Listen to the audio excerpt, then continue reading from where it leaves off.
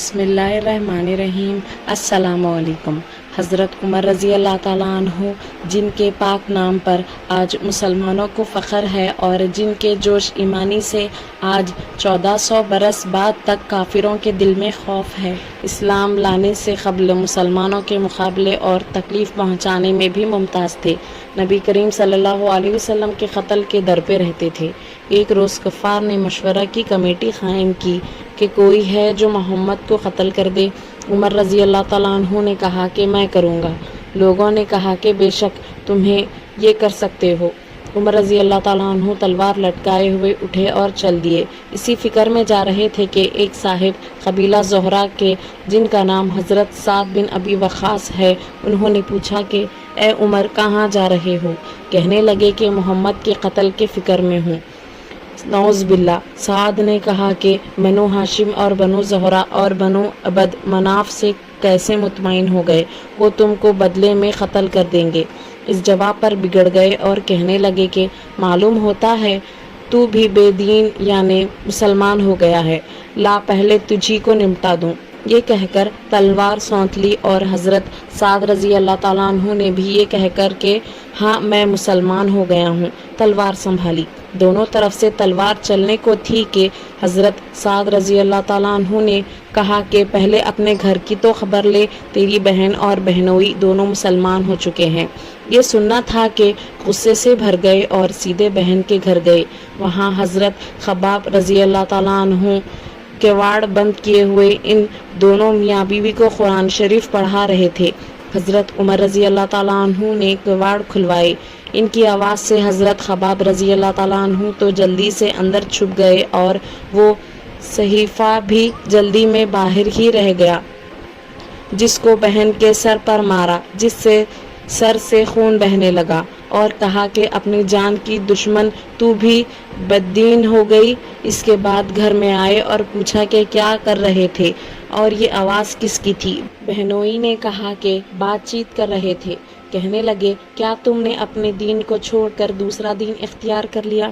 بہنوئی نے کہا کہ اگر دوسرا دین حق ہو تب یہ سننا تھا کہ ان کی داڑھی پکڑ کر کھینچی اور بے تحاشا ٹوٹ پڑے اور زمین پر گرا کر خوب مارا۔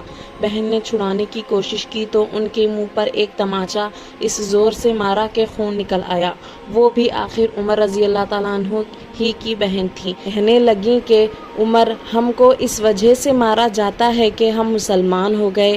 بے شک ہم مسلمان ہو گئے، جو تجھ سے ہو سکے تو کر لے۔ اس کے بعد حضرت عمر رضی اللہ تعالیٰ عنہ کی نگاہ اس صفحے پر پڑی جو جلدی میں باہر رہ گیا تھا، اور غصے کا جوش بھی اس مار پیٹ سے کم ہو گیا تھا، اور بہن کے اس طرح خون میں بھر جانے سے شرم سی بھی آ رہی تھی۔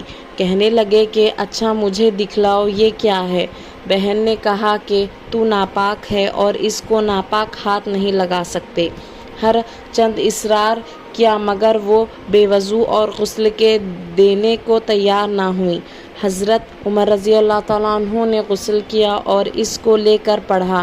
اس میں سورہ طٰہٰ لکھی ہوئی تھی۔ اس کو پڑھنا شروع کیا اور اننی انا اللہ لا الہ الا انا فاعبدونی واقم الصلاۃ لذکری تک پڑھا تھا کہ حالت ہی بدل گئی۔ کہنے لگے کہ اچھا مجھے بھی محمد صلی اللہ علیہ وسلم کی خدمت میں لے چلو۔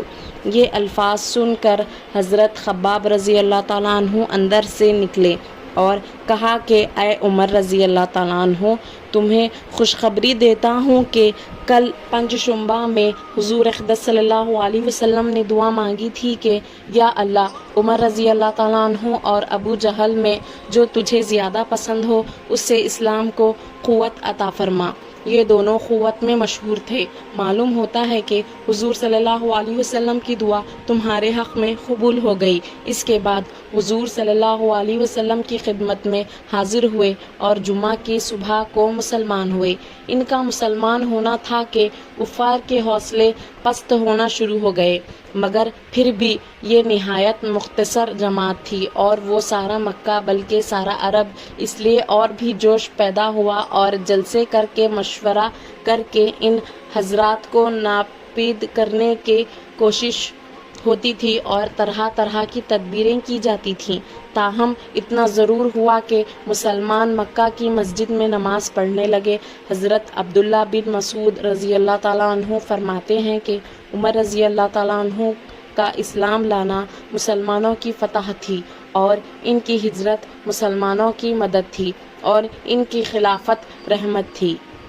ایسے ہی اسلامک واقعات کے لیے صفوان اسلامک ورلڈ کو سبسکرائب کریں۔